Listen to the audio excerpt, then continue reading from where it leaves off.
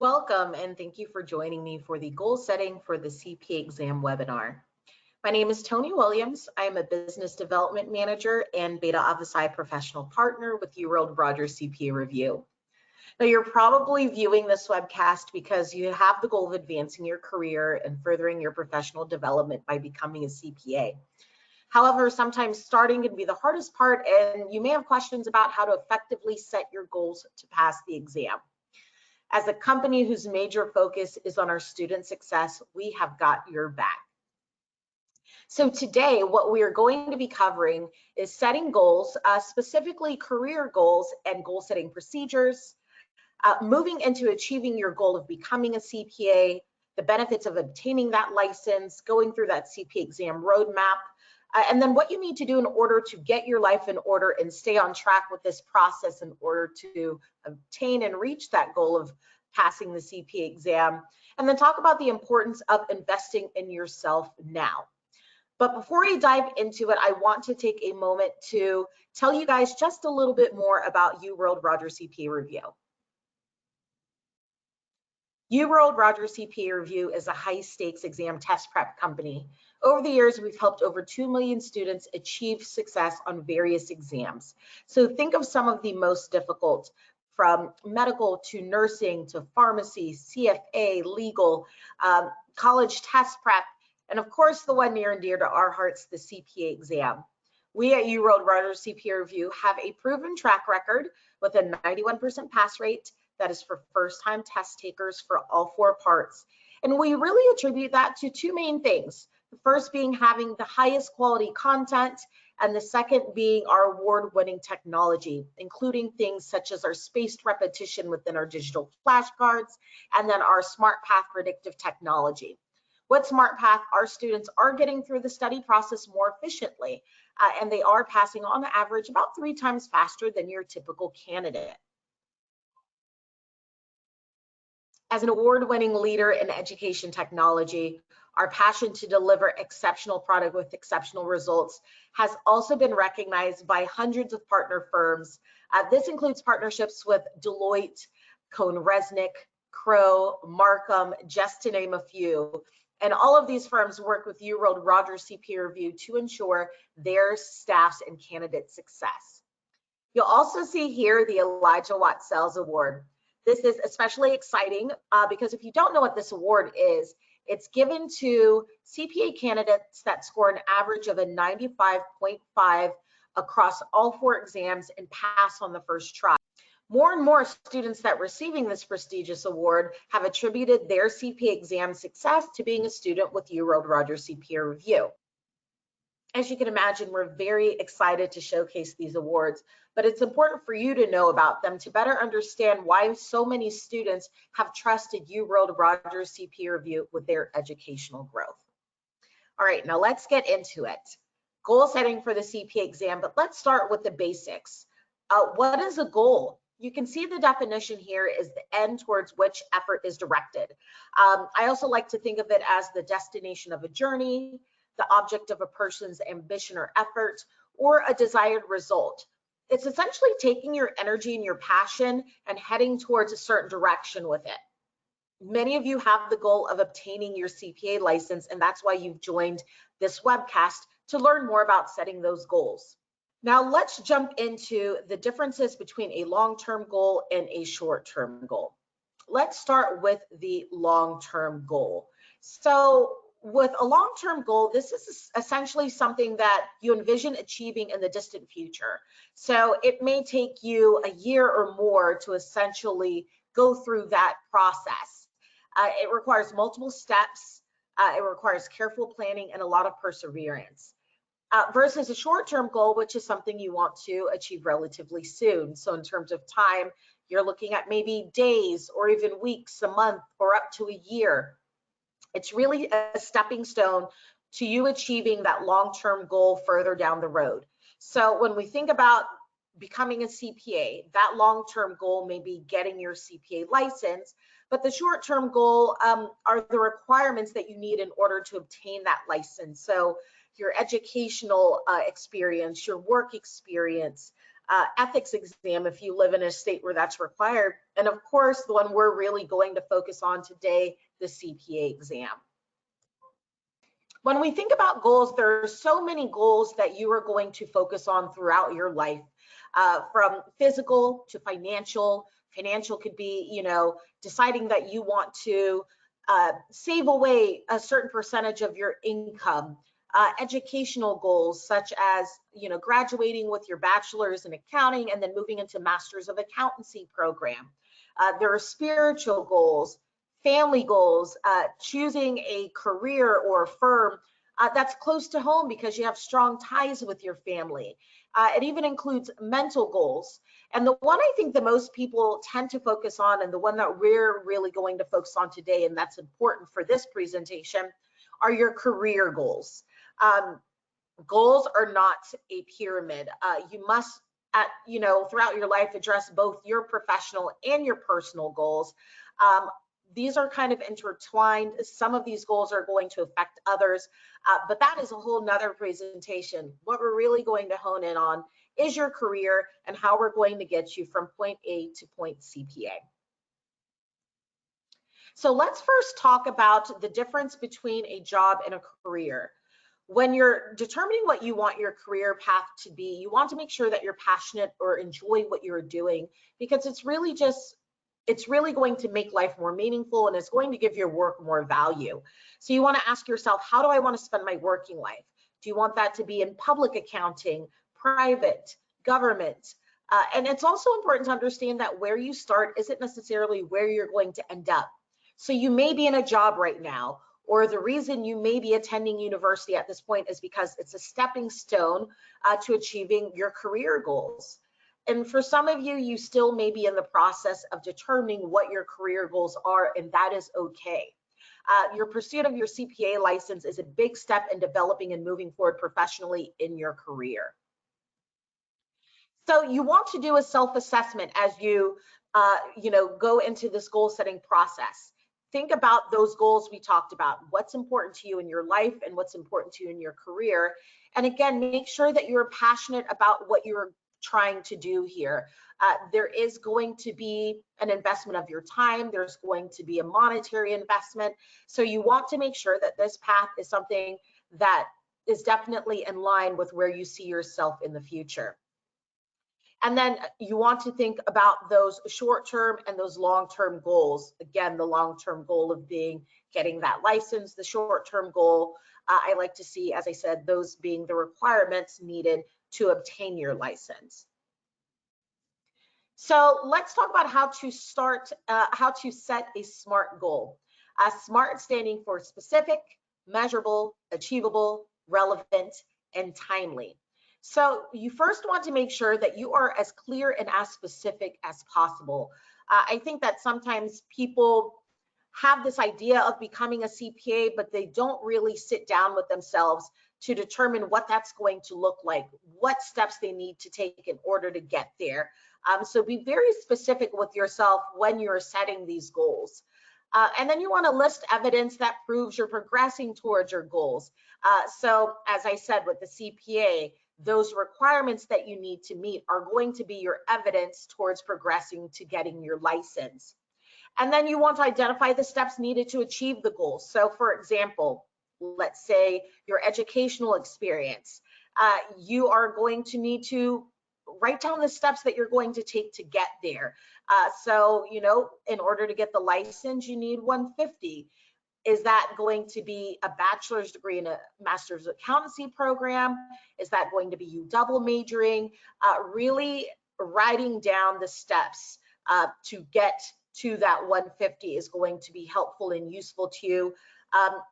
And then again, you want to make sure that these goals are relevant. These stepping stones are relevant to that long-term goal. You're making sure that it's going to be adding value into your life. And then you want to make sure that you are accomplishing these goals in a timely manner. So speaking to the CPA exam specifically, the AICPA is giving you 18 months to complete all 4 sections of that exam. So you have to use that and work with that when you're setting your goals for the exam and determining how long it's going to take you to get through the sections. You don't want to walk into this process and say, you know what, I want to take the CPA exam, but I think I want to take 2 years to do it. You're going to be putting yourself at a disadvantage because you'll start to lose sections. You'll have to come out of pocket for more money than you intentionally planned on.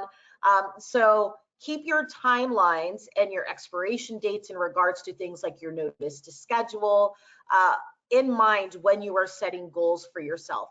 It's really going to be important in ensuring that you get through this process smoothly and achieving not just exam success, but achieving that, again, long-term goal of getting your CPA license. Another way of looking at the goal setting procedure is as a cyclical process. So we talked about the different goal categories. It's going to be a balancing act. You're more than likely not going to be focusing on all 6 goals at once, but maybe a few at a time. So you're going to have to prioritize your goals. So you start with reflection. Ask yourself, this is also a popular interview question, where do you see yourself in the next 5 to 10 years? Really reflect on that, really envision it. And then you want to ask yourself, how am I going to get there? Which moves you into this crystallization and formalization part of the process. With the crystallization, that's identifying it, really picturing it, and then coming up with that formula, writing it down, come up with your game plan. How long is it going to take you to get to the 150? At what point will you start studying for the exam? How long will it take you to get through that exam process? You know, at what point do you want to start to work on obtaining your work experience? And then you are going to reach an evaluation process where you're going to check in with yourself, see how you're progressing. You might need to reassess. You know, maybe you're not on track. Maybe you need to do some things, or something has happened that makes you want to shift your goals.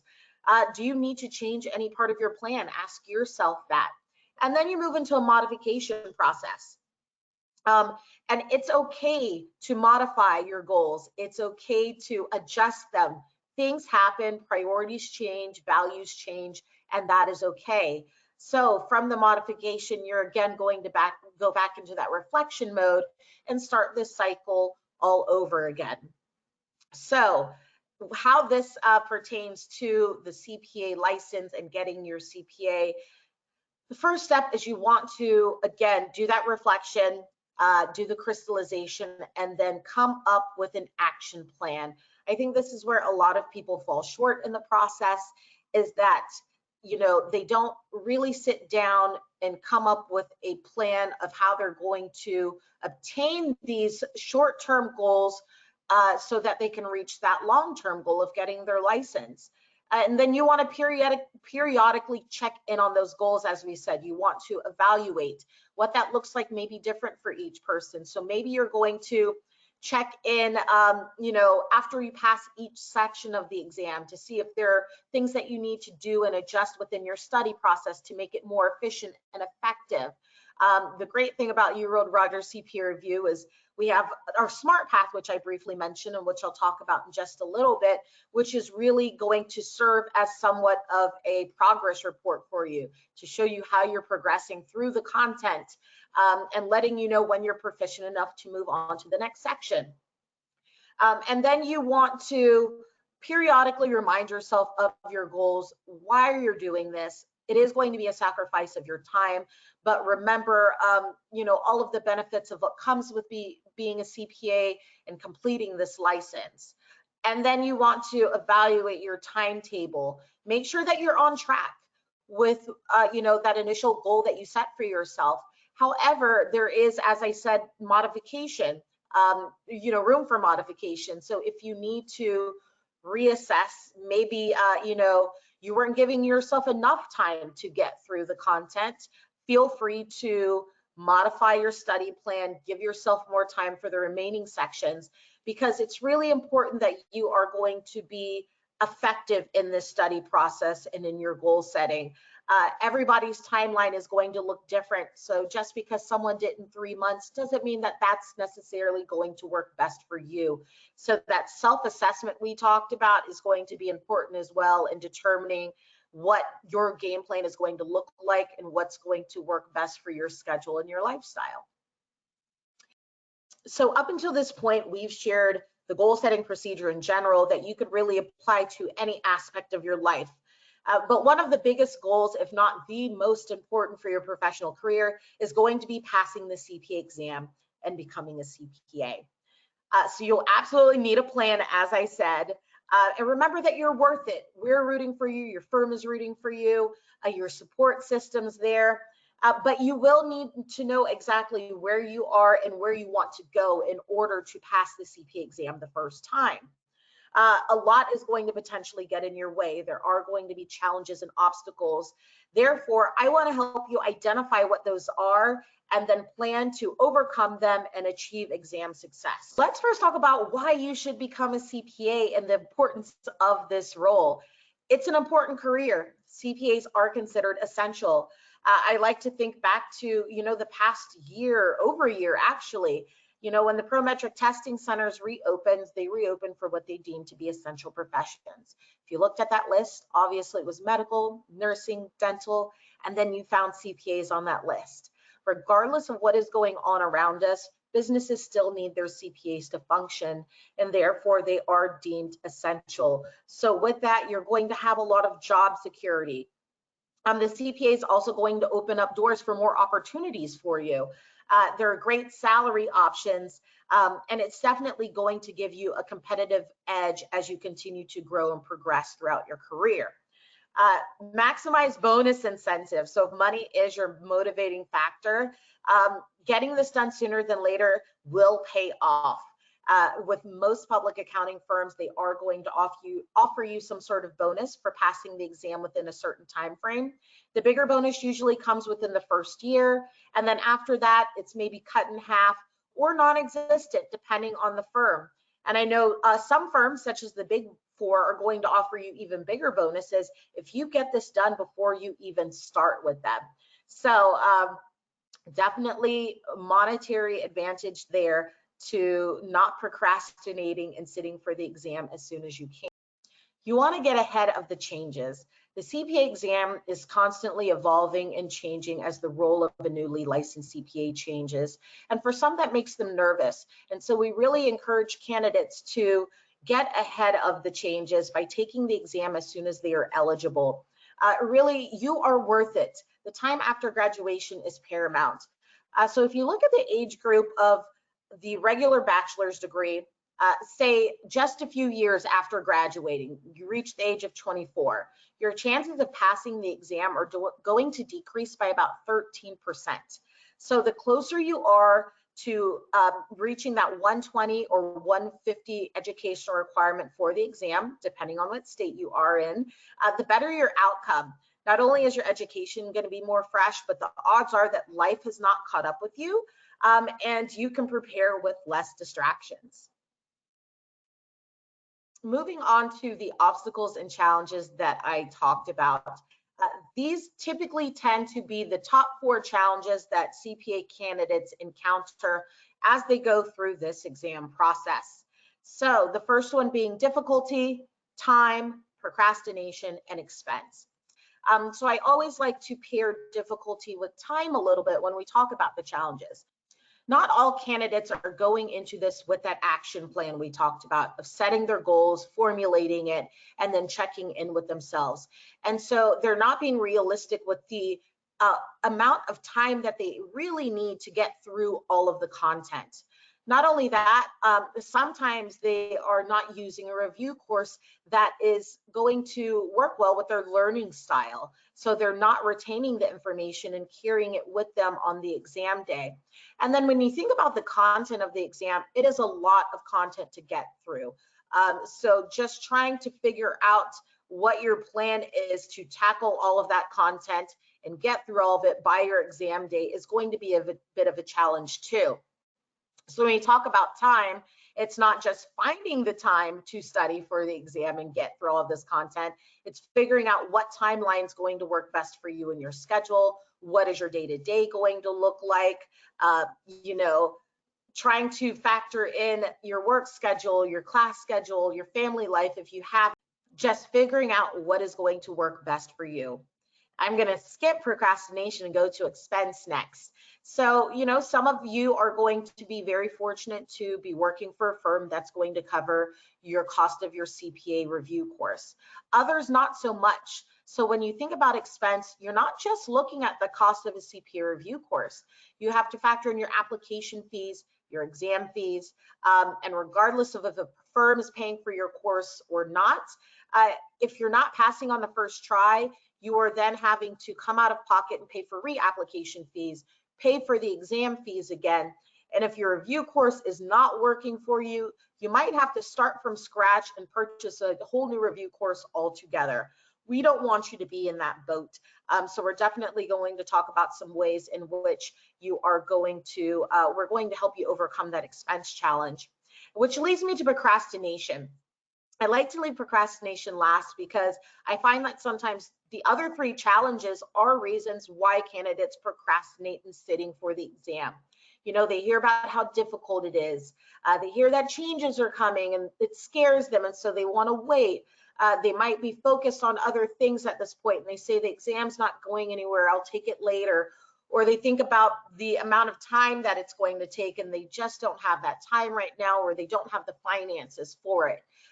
There's definitely, as I kind of previously mentioned in the last slide, advantages to getting this done sooner than later.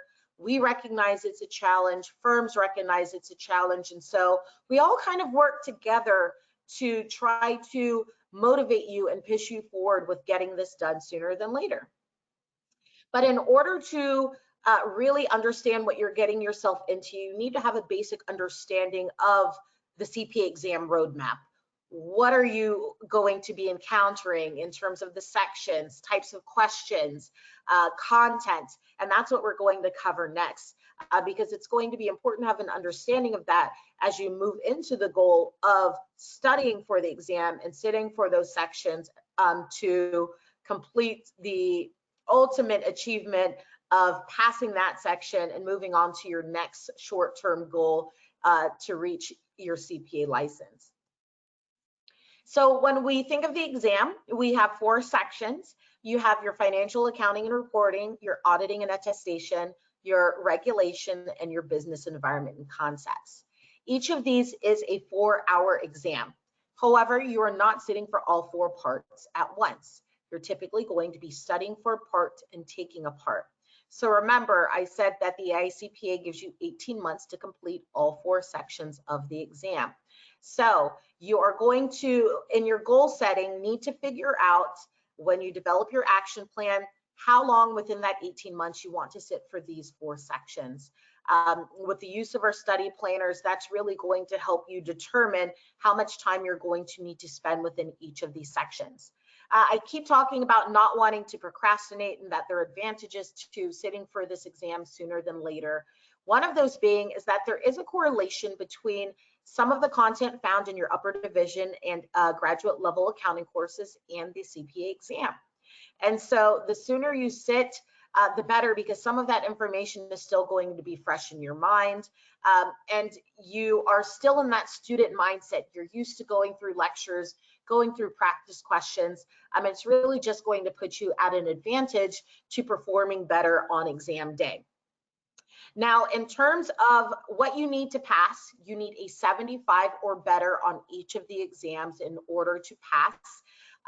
If you don't pass, you will have to retake it. But again, you only have 18 months to get through all 4 sections.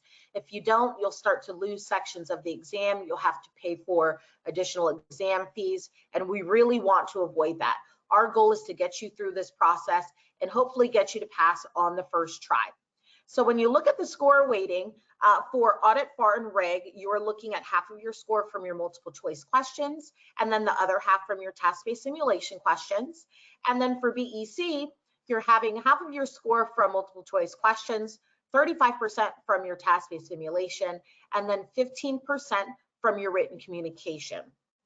Now, when we talk about content, I talked about the correlation between some of your upper division courses and the actual exam. So for example, if you took a government not-for-profit course, intermediate accounting, you're going to find that within financial.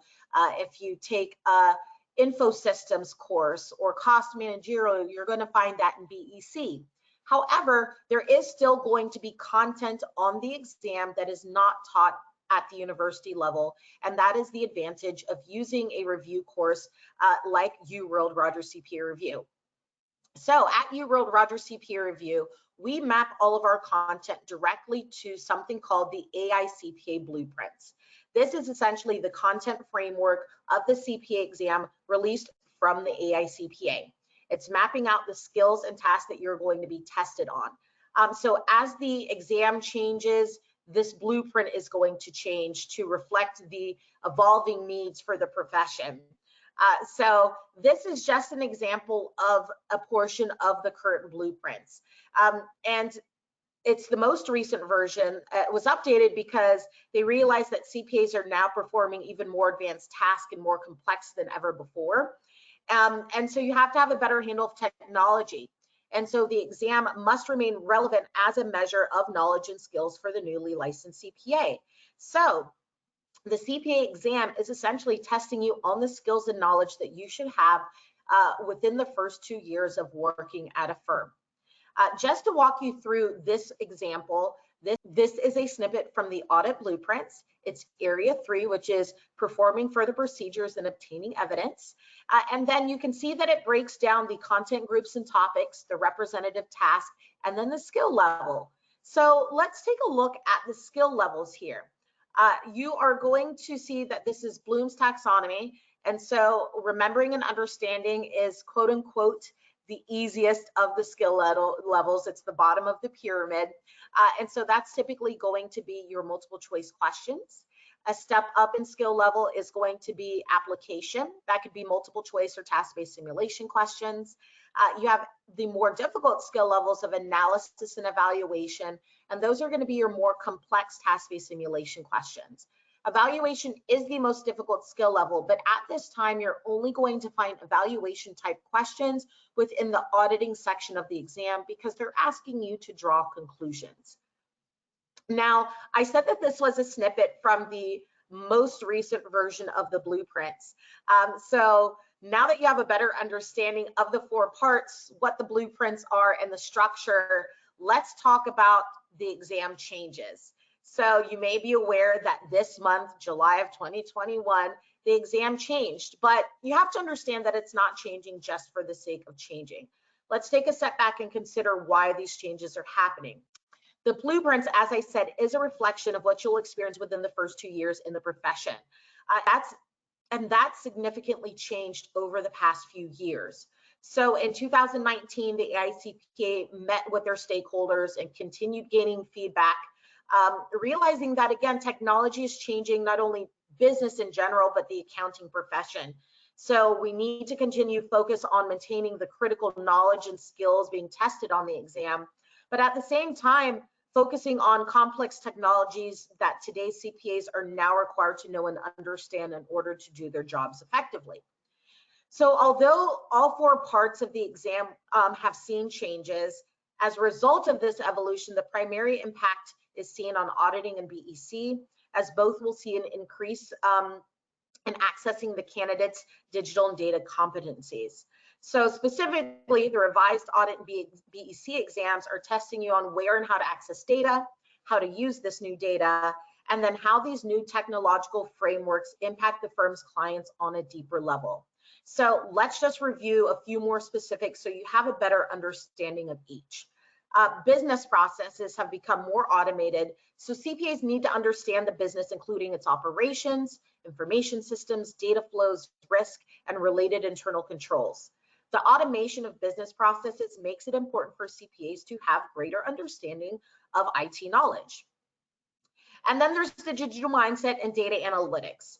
Data analytics has really allowed for accountants and CPAs to use techniques and new data sources to do their jobs more effectively. Given the explosion of big data, it's important that newly licensed CPAs have an understanding of where and how that data is accessed and how it can be used. And then there's increased reliance on system and organization controls for service organizations or internal control over SOC reports. So internal controls over financial reporting are frequently located in complex IT systems. And also businesses continue to outsource the IT to third parties and store more of that data in the cloud. So these factors make it important for CPAs to understand the impact on technology on internal controls and service organizations on a deeper level. So as a result of these changes, the exam must change to properly test these skills. As I said, this will primarily affect auditing and BEC, given what's on those sections. Another way to look at it is there are two main ways that the CPA exam is evolving. Topics coming onto the exam and topics coming off, but also skill levels shifting up and down. Now, the changes that happened just this month and are implemented in the exam right now are just one of several as we move towards something called the CPA Exam Evolution. This is happening in 2024, and this is where the actual structure of the CPA exam is going to change. The students will take a core series, so that's your accounting, your auditing, and your tax, with technology, with the technology component integrated throughout those sections. And then students will be designated an additional section with a choice of 3 disciplines. So your choices are tax compliance and planning, business analysis and reporting, and information systems and controls. This is really a reflection of the reality of what's happening in the practice. It's adaptive and it's giving you flexibility. Regardless of which discipline you choose, you're still getting 1 CPA license. This does not mean that you'll have specialty in one area. And the CPA exam evolution is essentially enhancing public protection. So this is still a few years out. This will continue to change and evolve. I just wanted to show you an example of how technology is affecting not only the profession, but also the CPA exam. But our goal is to show you this and encourage you and motivate you not to procrastinate, to get this done sooner than later. And so as we continue to discuss the goal setting and getting through the CPA exam process, we are going to focus on the current version of the exam, which are the 4 sections that I previously talked about: your FAR, your audit, your reg, and your BEC. Now, one of the big questions candidates have when they're setting their goals and they're developing their action plan is, what order should I take the exam in? I always like to preface this by saying there is no right or wrong answer here. You do have the liberty to take the exam in any order that you choose to do so. However, based on our expertise, this is the suggested order that we tell our candidates. Now, this is in a regular CPA exam year when there aren't any major upcoming content changes. We're in July, so the content changes have happened. We've reverted back to this more traditional suggested order. So we say to start with financial. It's the most intensive of the 4 sections. It's going to require the most amount of study time.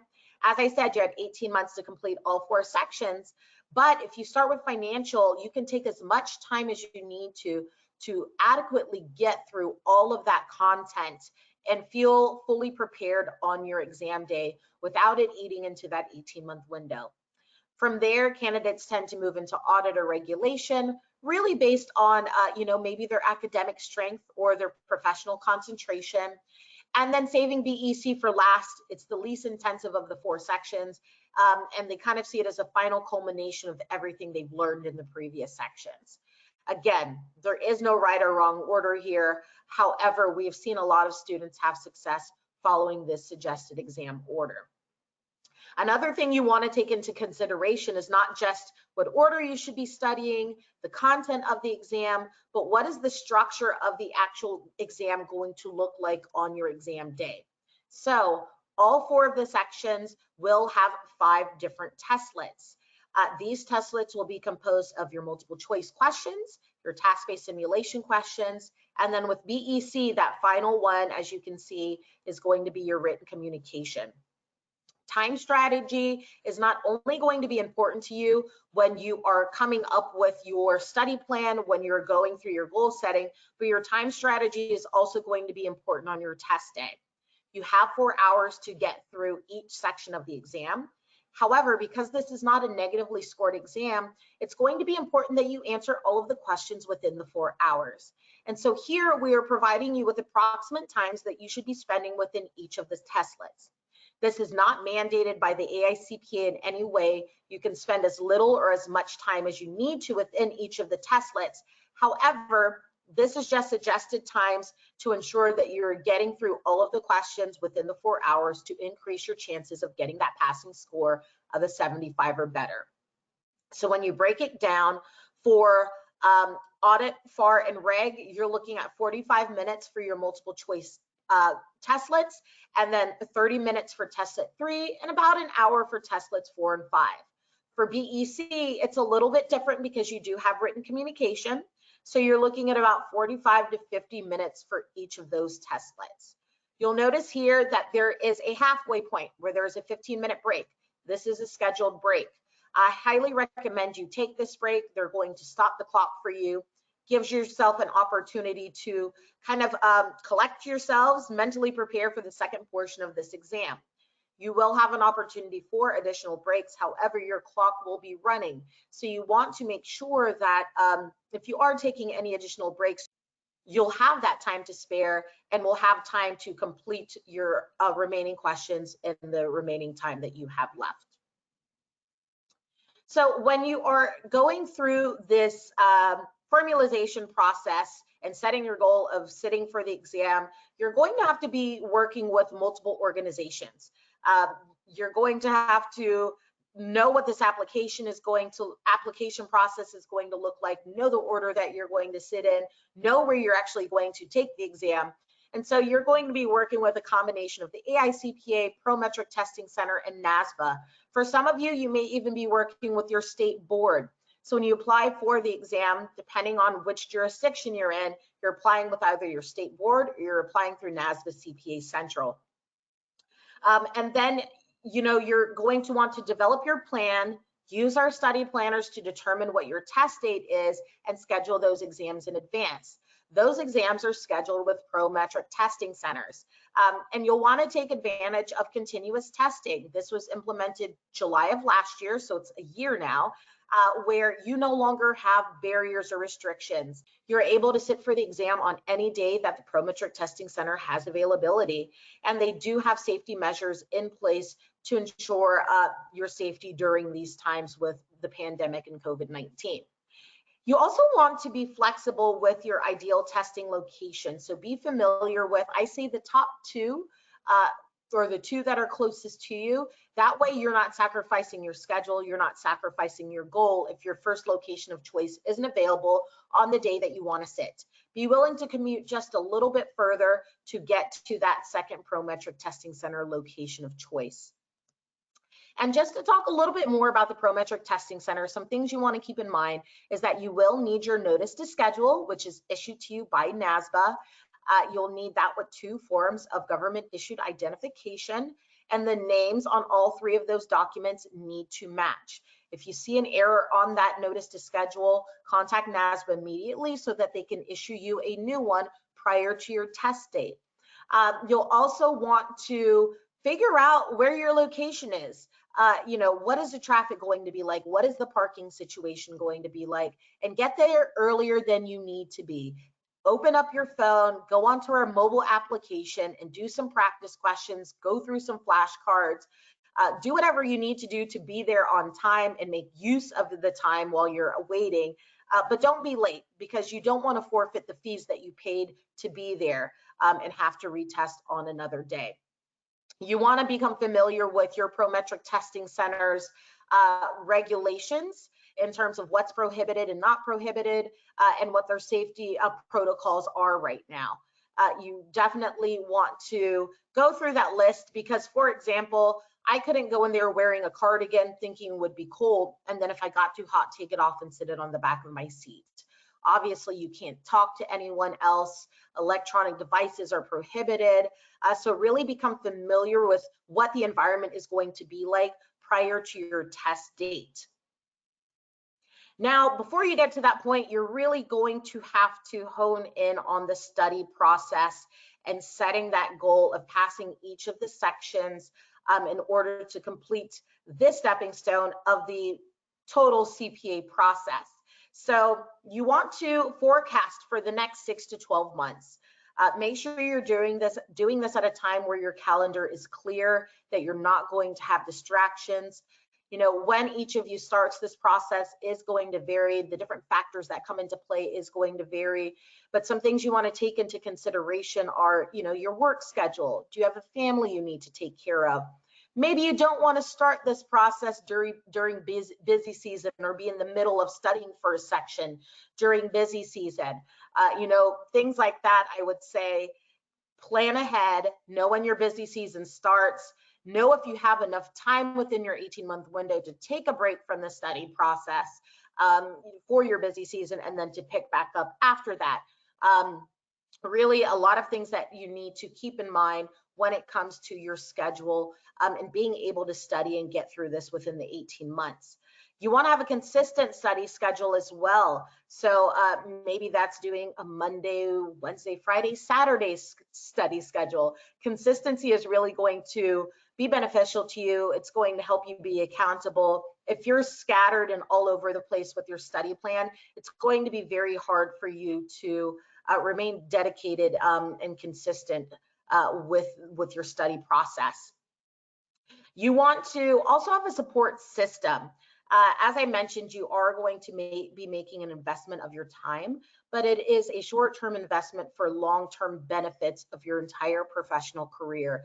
But it does make it easier when you have a person or a group of people who have your back, who are going to motivate you, who are going to remind you of why you're pursuing this goal in the first place, and who aren't going to make you feel bad when you can't go to happy hour with your friends. That day will come. They can take you out after you pass each section of the exam as a way to celebrate, but remember to jump back on your goal setting procedures and get on to the next section of the exam. Don't take too long of a break there. The next thing you're going to want to do is to customize that study planner. As I mentioned, figure out your timeline. Are you doing this in 3 months? Are you doing this in 12 months? Figure out what days of the week are going to work for you for studying. And using our study planners is also going to help you determine what your exam dates are. So we're going to make sure that you are getting through all of the content in time for your exam date. And so you want to schedule those in advance with the Prometric Testing Center. And then at the start of this process, you also want to schedule a complimentary one-on-one advising session with myself or one of my colleagues. We are your CPA exam advisors. We can help you set your CPA exam game plan. We can talk about the different factors that come into play with your schedule. We can talk about your fears, your challenges, what's making you nervous about this process. Where do you think you'll need some additional help in terms of, setting your goals or getting through the study process? Our goal is to help you pass this exam and to get your CPA license. So please do not hesitate to take us up on our offer for these complimentary one-on-one advising sessions so we can help you set your goal of passing the CPA exam. Really, the time to invest in yourself is now. As I said, no two people's schedule is going to look the same, and that is okay. You need to do what's best for you. Just like with any other goals in your life, we may have similar goals to the person next to us, but the way in which we obtain those goals is going to look different. And don't forget that with some of these goals, you don't have to do one at a time. You can tackle a couple of these goals at the same time. One of them being studying for the CPA exam in tandem with your MAC program. There is that correlation between the content. You could very well schedule your sections of the exam in your order based on the classes that you're taking within your MAC program. Getting this done sooner than later, as I said, is a great way to set yourself apart, especially for those of you who are still trying to get recruited by firms. They love to hear that you have a CPA game plan. Game plan is just another way of saying that you've set the goal and you've started to develop, that action plan. So even if it's at the most basic level, maybe you're still a junior or senior and you're trying to figure this thing out, that is what we're here for. But these recruiters love to hear that you know when you're exam eligible, that they know when you're going to have the 150, that you have a general idea of when you're going to start studying for the exam, especially if it's before you start working at the firm. It's a great way to also impress your current or your future employer. As I said, with your current employer, there are going to be some promotional limitations if you don't pass the exam. You don't want this to be the reason why you're not progressing and advancing in your professional career. This past year has been a challenge for many, but there's no better time than now to get a jump start on this process and get one step closer to achieving your goal of becoming a CPA. And as I said, you've got this. We are here to help you. At UWorld Rogers CPA Review, we've really changed how candidates prepare for the exam. With our program, you're going to master difficult accounting topics on a deeper level so that you can truly understand the material, ensuring that you excel not just on the exam, but in your career. Our CPA review course really provides you with the motivation you need now with engaging and effective learning techniques that will thoroughly prepare you for the CPA exam and CPA exam success. So let's take a look at what you guys have been settling for. This is a question from a leading CPA review provider. And I'm starting here because this is where you're going to spend the most time in your course, in your question bank, with your multiple choice and your task-based simulation questions. So let's take a look at this example again from one of the leading CPA review providers. The question is, which functions do freely fluctuating exchange rates perform? A, impose constraints on the economy domestically. B, make exports more expensive and imports cheaper. C, automatically correct equilibrium in the balance of payments. Or D, eliminate the need for foreign currency hedging. You can see here that the answer is C, and they're providing you with an answer explanation. But if you read this answer explanation, it's really not telling me anything about the question or how to truly understand this concept. So it starts by saying, as we have mentioned in our explanation of other questions, sometimes questions that are released by the AICPA are released because they will never be used again, or test questions that didn't make it to the recurring database. That may be the case with this question, but this is a good learning experience for candidates, as questions like this may appear on the exam. So that left me wanting more. I'm feeling a little even more confused, leaving me unprepared and not really what I invested in when I purchased this review course. This is really lackluster and leans into linear learning.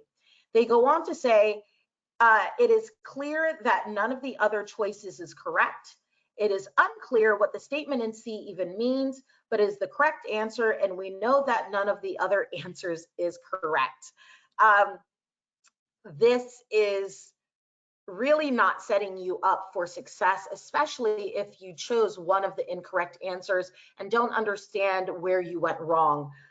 With courses like this, your exam day readiness is really based off of checking off boxes and not mastering the concepts. So you really have to ask yourself, are you truly understanding the material? So I'm really excited to show you an example of a UWorld quality question bank. So when I say that we have the highest quality content, this is an example of what I'm talking about. We start with our questions that are written by our expert award-winning content team.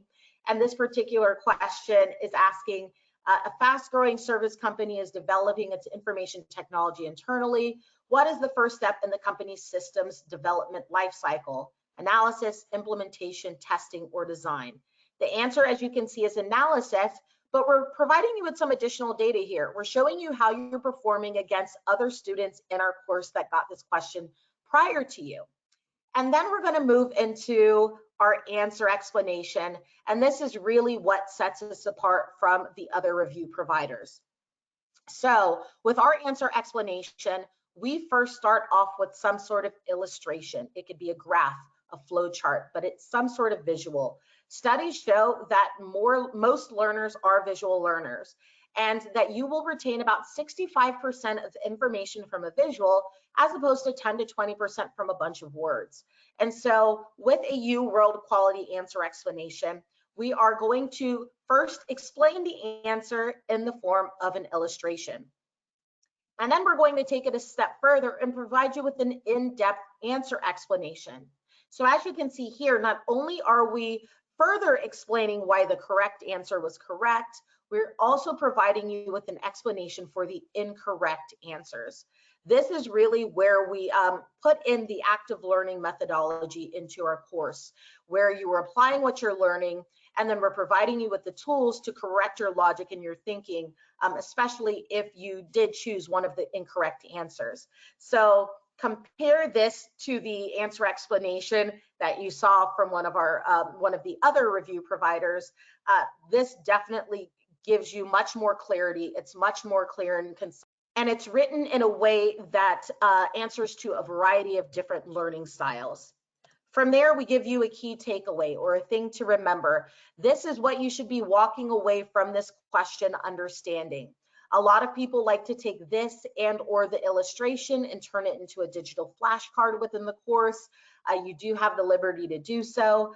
And if for some reason you feel like you need to reference this information again, at the very bottom of the answer explanation, you will see a link that will take you to the video lecture and the textbook pages for this particular content. However, you will find that because of the active learning methodology, there may not be a need to do so. We incorporate all of that within the answer explanation, which really helps you get through the study process more efficiently and more effectively. We really are a results-driven program. We have lead instruction by Roger Phillip, CPA CGMA. He's an extraordinary instructor who's really skilled at breaking down the most difficult to understand CPA exam topics, and he's providing you with mnemonics and memory aids throughout. As I said, we map directly to the AICPA Blueprints, so we're ensuring that we're challenging your critical thinking skills in a way that you're going to see on your exam day. So there will be no surprises when you walk into that Prometric testing center and sit down for your exam. And we're really providing you, as I said, with the tools and techniques and the motivation that you need to pass this exam. It is going to be a challenging process, but as I said, you're not going to be alone. We're here along the way. And one of the ways that we're going to continue to help you do that is with our technology. So I want to take some time to focus on our S.M.A.R.T predictive technology. As I mentioned in the very beginning, this is what is really helping our candidates overcome that time aspect to get through this study process faster than your average candidate. S.M.A.R.T is a streamlined, results-driven platform that really provides you with a clear, proven path to success by providing you with targets. And so what our team did is they looked at data from thousands of our previous students that passed the exam on the first try, and they found some gems there. I think a lot of people go into this study process overstudying. They think they have to do 100% of the questions and they have to get 100% on each quiz, and that's the only way they're going to pass the exam. And that is not necessarily true. With S.M.A.R.T, we are providing you with targets within each of those chapters, and those targets are going to vary. So you have two targets that you're looking at. You're going to have a target score for the chapter as well as a target number of questions attempted. This is not only going to help with efficiency of getting through the material, but it's also going to let you know when you are proficient enough in a chapter to move on to the next section. That's really important. It's not just, as I said, that linear learning. It's not checking off boxes and going through a system. It's really walking you through the process, but making sure that you're mastering and understanding these concepts for retention on your exam day. This is going to save you hours of study time. And the great thing about this is that it syncs seamlessly between desktop and mobile app. We are the only review course with a full featured mobile application. What that means is that you can study on the go. You can have access to your video lectures with offline viewing. Keep track of your progress on the go with S.M.A.R.T. You will have access to your flashcards, your multiple choice and task-based simulation questions, further helping you with that time challenge of getting through this and finding study moments throughout your day. Now, once you start the study process, you are going to need to stay on track. So in order to do so, I highly suggest using our study planners in conjunction with our S.M.A.R.T predictive technology. So we talked about S.M.A.R.T. It's tracking your progress with targeted goals. We're maximizing your study time by guiding you with the right kinds of questions. And we're building your confidence by showing you a clear path to success. But you want to, as I said, use S.M.A.R.T in conjunction with your study planners. So we have 4 available within the course. We have a 3-month, a 6-month, a 9-month, and a 12-month. Which one you choose is going to be entirely based on your individual schedule, as I said. You're not going to be more successful than one than the other. It's really a matter of what's going to work with you. How much time do you have each week to commit to the study process? They are fully customizable to meet your individual needs, so that's a great advantage as well. And it's going to help you stay organized to meet your goal in a timely manner. So remember, that goal is to get a 75 or better on each of the exams. This is a test of discipline. So if you study and you really dedicate yourself to this process and to this goal, you will pass. You know, we have a variety of programs and resources too that are going to help you through this process. But our most popular course package is our Elite Unlimited course. This has been updated with the July 2021 changes, and it's going to have everything that I just talked about. It's going to have that fully featured mobile app, so you're creating study moments throughout the day. Our signature S.M.A.R.T technology. In the very beginning, I mentioned spaced repetition within our flashcards, digital flashcards, that's going to help you with retaining the information even better. Industry's best materials with the highest quality content, not just the video lectures, but also the textbooks, and most importantly, that UWorld quality question that you saw in answer explanation. So there's multiple choice in those task-based simulation questions. And then you're getting free updates. We spent time talking about how this exam is evolving and changing. And so as it continues to do so, we are going to push those updates out to you in your course for free. And because it is the Elite Unlimited course, you are going to have access until you no longer need it. So once you pass the 4 sections, you probably will never want to look at this again. So regardless of how much time it takes you to get through those 4, you have the security of knowing that you are going to have access to your course. I encourage you to visit our website or connect with myself or one of your local representatives if expense is going to be one of your challenges. We periodically do offer special discounts and savings specifically on this Elite Unlimited course, and we'd be happy to help you overcome that challenge of expense by extending some sort of discount offer to you. Now, before I wrap up, I just want to share an experience from one of our real life students who passed the CPA exam. This is Allie. She is an assurance staff member at Plant Moran. She studied with UWorld Rogers CPA Review, and she passed on the first try.